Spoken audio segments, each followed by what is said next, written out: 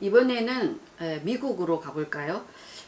공감하는 인간이란 제목으로 19세기 미국 소설가 마크 트웨인의 허클베리 핀의 모험을 한번 다 같이 읽어보도록 하겠습니다.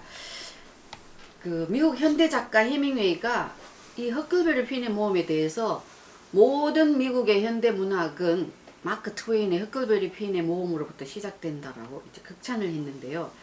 1884년에 허클베리 핀의 모험이 발표되었는데요. 이 소설에 이르러서 그 미국은 그 미국적인 특성을 가진 유럽의 영향에서 벗어난 진정한 의미에서의 최초의 미국 소설을 갖게 되었어요. 그래서 미국 문학을 이해하기 위해서는 반드시 읽어야 할 소설이 허클베리 핀의 모험인데요. 이 사실주의 소설은 단지 소년 소녀만을 위한 동화라고 할 수는 없고요. 그 당시 19세기 사회, 미국 사회의 위선이라든지 낡은 도덕률 이런 것을 비판하면서 인간은 어떻게 살아야 할 것인가를 묻는다는 점에서 성인을 위한 고전이기도 합니다. 그래서 이 소설을 읽을 때 오늘은 인종의 관점에서 한번 읽어보고자 하는데요. 이 허클베리 핀의 모험은 미국 문학 사상에 최초로 흑인이 백인과 함께 주인공으로 등장하는 소설이에요. 그래서 이 소설은 이제 미국 남북 전쟁 그 1861년에서 65년 사이에 있었던 미국 남북 전쟁 이전에 노예제가 아직도 존재하던 1840년대를 배경으로 하고 있는데요. 이제 여러분들이 그 당시에 이런 노예제에서 노예들이 처한 상황은 영화의 노예 12년을 다 많이 보셨죠. 그래서 이 영화가 1840년대의 노예제의 상황을 다루고 있는데요. 이런 영화에서도 생생하게 볼 수 있는데 그러면 이 소설은 그 백인 소년 헉과 그 다음에 흑인 노예인 짐 간의 이제 우정과 휴머니즘, 그 다음에 공감과 연민 이런 것을 다루고 있는데 이 노예인 짐의 상황을 이해하기 위해서는 그 당시에 도망노예 송환법을 살펴볼 필요가 있는데요.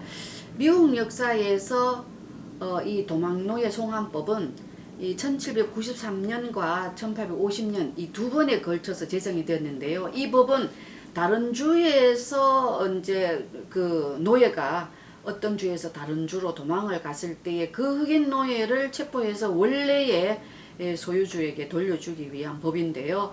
이렇게 도망간 흑인 노예를 발견했을 때에 이런 노예를 신고하지 않고 도와준 사람에게는 엄격한 벌금이 부과되었어요. 그래서 미국에서 이 도망노예에 대해서 도망노예 송환법이 폐지된 거는 1863년에 이제 링컨에 의해서 노예 해방이 선언되었을 때 그것보다도 1년 뒤인 1864년에서 폐지되었거든요. 그래서 이런 배경을 알고서 이 소설을 이해하면은 도움이 될 겁니다. 그래서 여기에 보는 사파는 1884년에 초판본에 있는 사파인데요. 이제 이 헉은 어떤 소년이냐 하면은 대자연 속에서 문명하고 상관없이 교육도 받지 않고 기독교가 뭔지도 모르고 그냥 숲속에서 하늘을 지붕 삼아서 숲을 자신의 그 침실 삼아서 사는 소년이에요. 그래서 장점으로 말하면은 아주 숲속에서 자연과 더불어 살았기 때문에 감수성이 아주 풍부해요. 그러나 그 당시에 이런 그림에서 보다시피 과부 더글라스라든지 여동생 미스 왓슨이 볼 때는 교육을 받지 않는 소년이에요. 그래서 이 두 가부 더글라스와 미스 왓슨이 교육을 시켜야 되겠다. 문명인을 만들어야 되겠다 해서 이제 성경도 가르치면서 이제 교양인으로 만들려고 합니다. 그래서 이제 이 소년 헉은 그 당시에 미국 남서부 사투리를 그대로 쓰고 속어, 비어, 욕설도 이제 그대로 쓰기 때문에 그 당시에 미국에서 도서관에서 비치가 되지 않을 정도로 금지당할 정도의 그런 소설인데요. 그러나 이 헉은 이런 나는 문명화가 싫다 이렇게 하면서 이 두 사람에게서 도망칩니다. 그 다음에 흑인 노예 짐은 또 미스 왓슨의 그 소유하에 있었는데요. 자기를 비싼 값에 팔려가 하기 때문에 그것을 알고 도망을 칩니다. 그래서 이 두 사람이 흑과 짐이 둘 다 도망을 쳐서 만나서 어떻게 되느냐 하면은 바로 뗏목을 타고 여러분들이 화면에도 보다시피 이 뗏목을 타고 미국의 남북을 이어서 흘러가는 미시시피 강을 따라서 그 남쪽을 향해서 가면서 이제 자유를 향한 여정이 시작됩니다. 그래서 바로 이 뗏목 위의 삶이라는 것이 여러분들 보면은 흑인과 백인이 같이 타고 가죠. 그래서 이 뗏목 위의 삶은 바로 자유를 상징하면서 또 흑인과 백인의 인종차별이 없는 공존하는 그런 사회, 자유가 있고 평등이 있고 형제애가 있는 이상적인 이 사회를 상징합니다. 그래서 이런 그 미국 민주주의의 이상을 보여주기 때문에 마크 트웨인은 또 미국 문학의 링컨이라고 불리기도 하죠. 그런데 이 소설의 클라이막스는 어떨 때 찾아오느냐 하면은 바로 여기 그림에서 보면은 헉이 이제 고민을 하는 모습이 있죠. 무엇을 고민하냐 하면 그 도망친 노예인 짐을 고발을 해야 되나 말아야 하나 엄청난 고민을 합니다.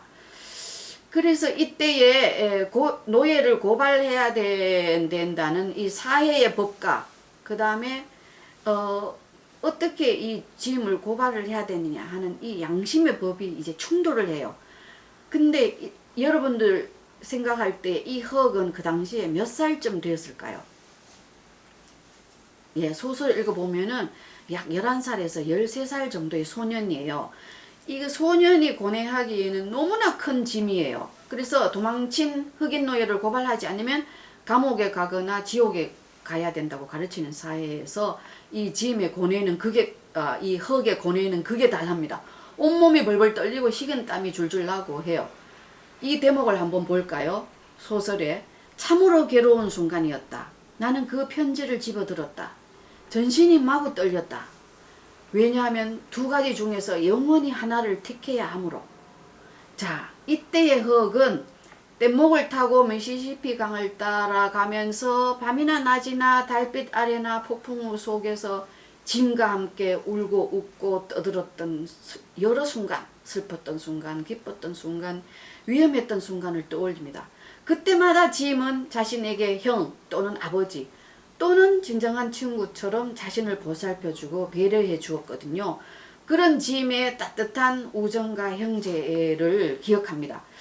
그래서 한 번은 또 자기가 이제 돌아가면서 불침번을 써야 될 시간에 짐은 어린 흑이 조금이라도 자라고 깨우지 않고 혼자 밤샘을 한 적도 있었고요. 그 다음에 안개 속에서 흑이 길을 잃었을 때 다시 짐을 찾아왔을 때 나는 너가 없어졌을 때 얼마나 가슴이 찢어지듯이 아팠는지 몰라. 이렇게 또 얘기를 하고 기뻐하고 그 다음에 어떨 때는 짐이 자기가 노예 상태에서 아내와 자식들과 강제로 떨어져 있는 상황을 생각하면서 가족을 생각하면서 슬피 울 때 이 흑도 그 슬픔에 대해서 같이 공감을 하면서 연민을 느끼거든요. 그래서 이럴 때는 우리가 이 흑에게서 바로 공감하는 인간, 호모 엠파티쿠스의 그런 모습을 발견할 수도 있죠. 그래서 지금까지 흑은 백인 어른들로부터 흑인은 인간이 아니라 동물이나 야만인으로 배워왔거든요. 그런데 이 흑인 짐하고 직접 뗏목 위에서 쭉 생활을 같이 해보니까 흑은 이제 이렇게 깨닫습니다.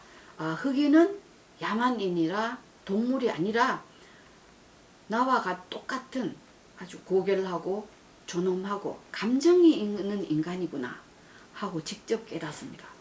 그래서 고민하던 흑은 마침내 외치죠. 좋아. 그렇다면 난 지옥에 가겠어. 이렇게 외치고는 그 고발 편지를 쫙 찢어버립니다. 그래서 흑은 사회의 법보다는 양심의 법을 선택함으로써 엄청난 도덕적 성장을 하게 된 거죠. 그런데 여기서 우리가 주목할 것은 이처럼 흑이 도덕적 성장을 하게 되는 데는 그 바탕에 바로 짐이라는 흑인이 있다는 사실입니다. 그래서 마크 트웨인은 바로 백인 흑과 흑인 짐의 우정과 휴머니즘을 통해서 나와 다른 존재에 대한 공감과 연민의 중요성을 설파할 수 있다고 보는 거죠. 그래서 우리가 또 이 소설을 통해서 과연 누가 더 문명인이고 누가 더 야만인인지, 미스 왓슨이냐 흑이냐 하는 점도 우리가 살펴보게 되죠. 미스 왓슨은 노예를 소유하고 있으면서도 또 흑에게 사랑과 자비라는 기독교의 교리를 가르치고 문명화시키려고 하는데, 흑은 사랑과 자비를 입으로는 외치지 않지만 도망간 노예를 고발하지 않는다는 점에서 오히려 사랑과 자비를 실천하고 있죠. 네. 그래서 누가 더 그 운명인인지 야만인지 이런 점과 더불어서 흑과 짐 간의 공감하는 모습을 한번 이 소설에서 같이 살펴봤습니다. 네, 감사합니다.